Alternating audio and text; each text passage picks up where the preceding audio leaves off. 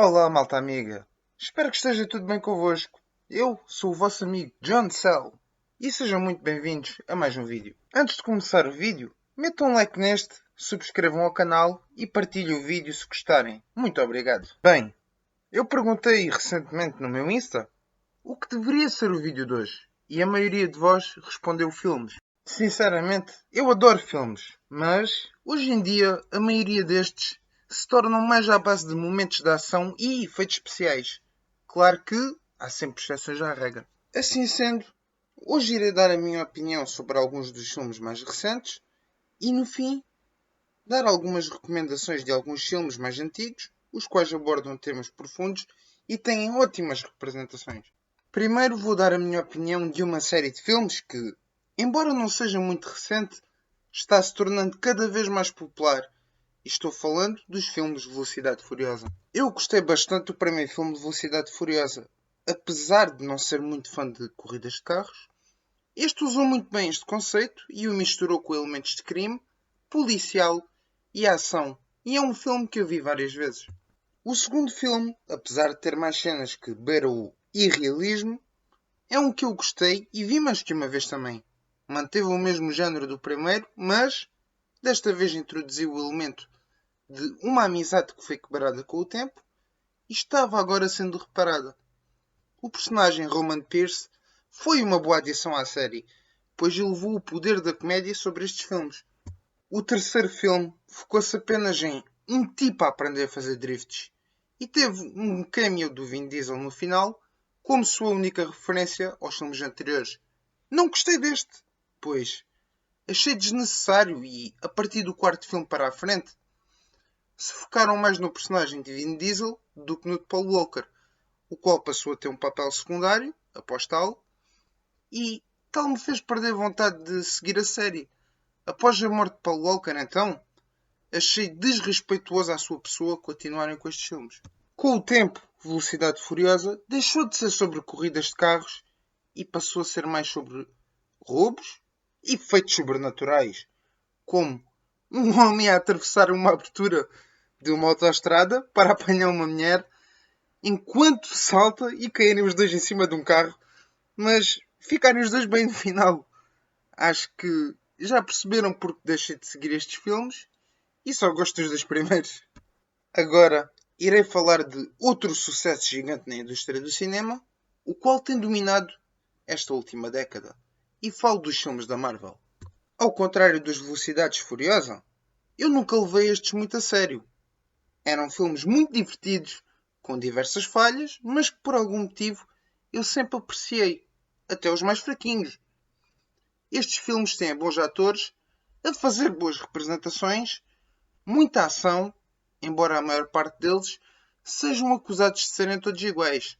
Sempre me entreteram e, em um filme de super-heróis, eu não espero o mesmo tipo de realismo que em outros filmes, e é por isso que tolero mais as falhas destes filmes do que as duas Velocidades Furiosas, por exemplo.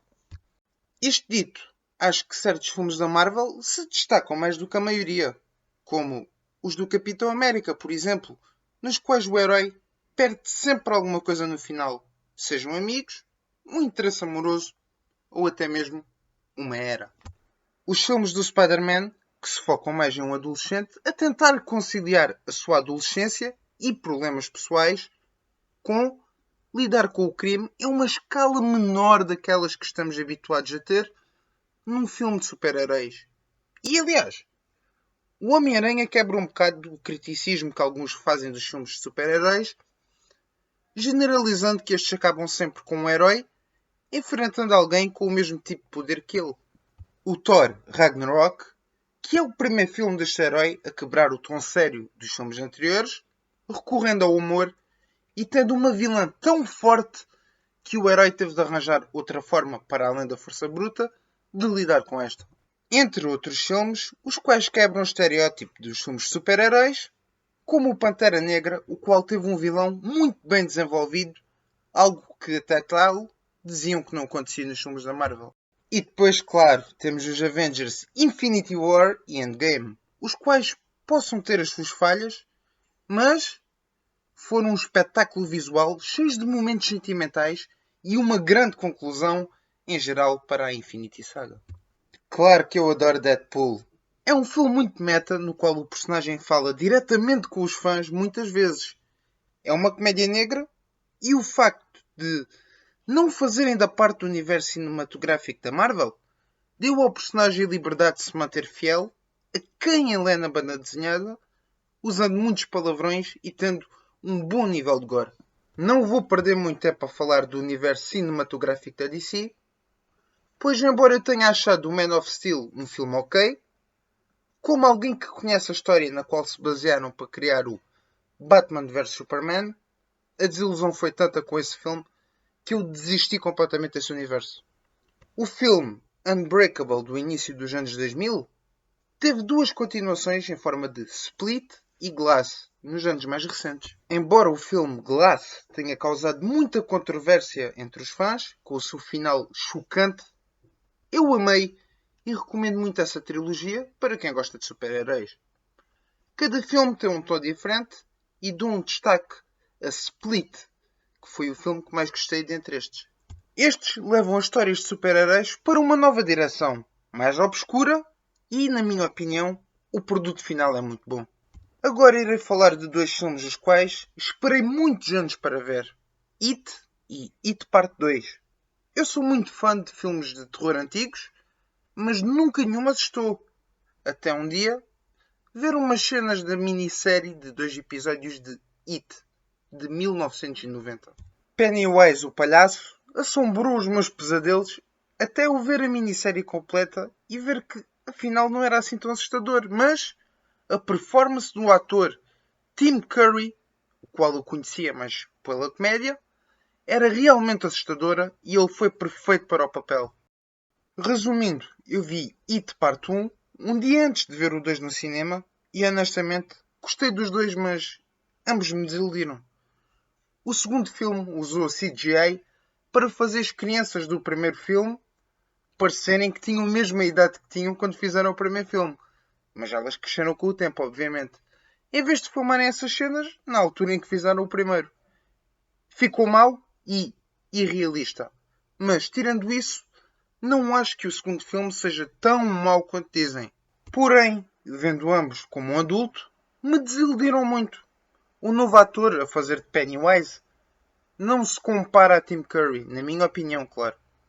Ele fez um bom trabalho, mas aposto que esta nova versão de Pennywise não me iria assustar tanto em criança como a primeira o fez. Vi bem estes filmes, mas não os considero nada de especial e estava à espera de mais, pois há muitos anos mesmo que eu desejava que fizessem o remake de It. Enfim, acho que fui traído pelas minhas próprias expectativas e não foram os filmes que eu achei que iriam ser. Agora irei falar de um filme que, honestamente, muita gente critica de forma negativa, mas eu gostei bastante. Era Uma Vez em Hollywood, de Quentin Tarantino. Penso que o motivo deste filme não ter o reconhecimento que merece é porque as pessoas foram ver este com a expectativa de ver um filme sobre a tragédia da família de Roman Polanski, com uma reviravolta estilo Tarantino, logo algo previsível. Contudo, eu vi este filme sem expectativas e sem saber que tocava neste tema. Então, foquei mais na história que estava a ser contada na narrativa, a de dois amigos que atravessavam a difícil vida que é estar envolvido em Hollywood na época de 1960. Este filme mostra bem como era a vida em Hollywood nessa época dos anos 60 e traz consigo grandes performances da parte de Leonardo DiCaprio e Brad Pitt, cuja amizade dos personagens parecia realmente genuína.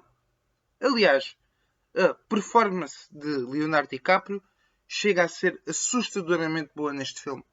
Quanto a Brad Pitt, esteve também fenomenal, tendo provavelmente a performance que mais gostei dele. A tragédia da família Polaski foi abordada de uma forma sensível e alternativa. E a Margot Robbie esteve muito bem como Sharon Tate, provando também esta ser uma grande atriz, tal como já o tinha feito em outros filmes, como O Lobo do Wall Street. Sim, ela é igualzinha à Harley Quinn da banda desenhada e dos desenhos animados, mas ela merece ser relembrada como muito mais que somente a Harley Quinn. Ela é mesmo boa atriz. Falando em Harley Quinn, Tenho que mencionar o seu namorado, o qual me surpreendeu tanto no seu último filme. Estou falando de Joker, claro. Quando eu soube que iam fazer um filme de origem do Joker, assumi que este viesse a ser algo muito mau mesmo. Pois, aquilo que torna o Joker um personagem tão cativante e misterioso é o facto de que este não tem uma origem sólida, para além de sugestões do que pode ter acontecido, como podemos ver na brilhante banda desenhada The Killing Joke, na qual o próprio Joker afirma que se tiver um passado, ele quer que seja escolha múltipla. Quando o filme finalmente saiu, as críticas foram tão boas que eu tive de o ver. E deparei-me com um belíssimo filme, o qual retrata temas delicados como a saúde mental, a opressão dos pobres feita pelos ricos, falhas na estrutura da sociedade, muitos tributos respeituosos aos filmes do lendário Martin Scorsese, como o Taxi Driver, por exemplo, uma banda sonora genial e, acima de tudo, uma performance épica da parte de Joaquin Phoenix. Joaquin Phoenix representou na perfeição uma pessoa que luta contra os seus problemas mentais e impulsos enquanto é rebaixado pela sociedade até chegar ao ponto de explodir. Este filme mostra como a falta de compreensão das pessoas para aqueles mentalmente instáveis, em vez de suporte e atenção, pode levar muitos à loucura. Mas não é só Joaquin Phoenix que merece destaque. Ainda que é um papel secundário, Robert De Niro brilha a fazer de apresentador de TV. Parece realmente um daqueles apresentadores de programas de TV, todos fanfarrões. E tal como eu já tinha referido antes, a música traz um impacto gigante a este filme e as suas cenas. Joker é sem dúvidas um filme muito bem construído do início ao fim. Agora, antes de terminar, irei recomendar alguns filmes antigos, clássicos até, mas que merecem muito reconhecimento e vocês deveriam ver.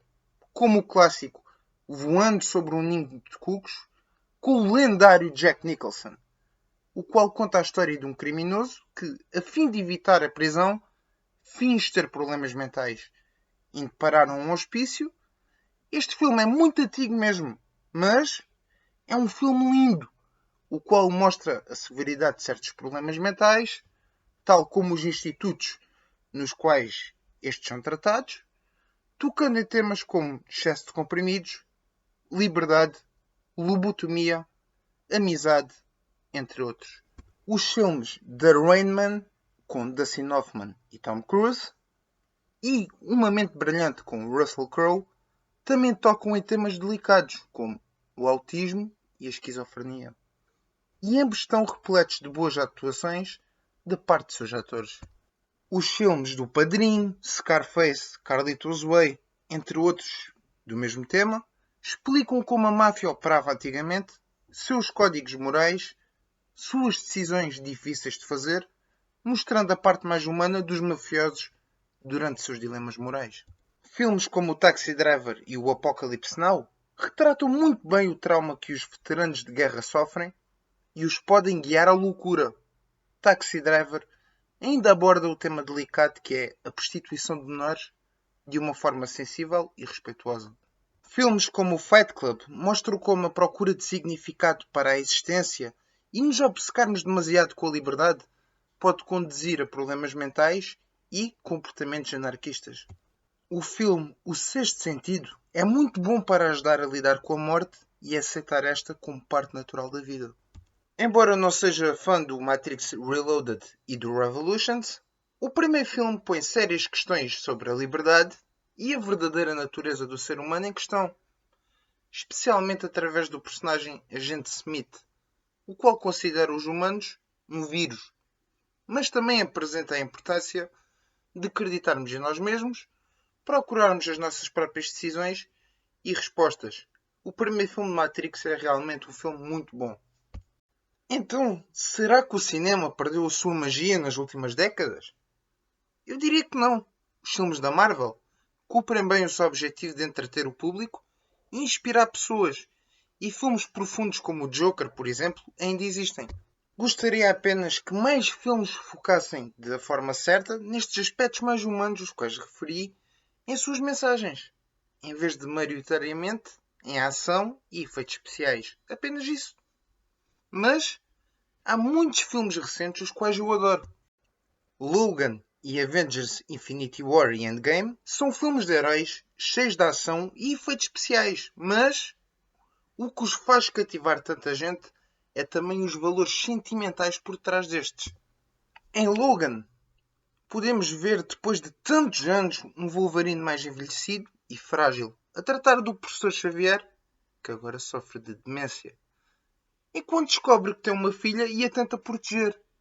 Tal dá um impacto sentimental muito forte ao filme e nos fez investir neste mais do que em qualquer outro filme do X-Men, pois este conclui o desenvolvimento de Logan como personagem, dando a este um final satisfatório. Infinity War e Endgame lidam com os Avengers finalmente perdendo uma grande batalha, perdendo os seus companheiros, deprimindo, mas ao mesmo tempo tentando fazer de tudo para restaurar o que perderam. O cinema é um dos melhores meios de entretenimento e enquanto existirem temas profundos por trás dos filmes, nunca irá morrer.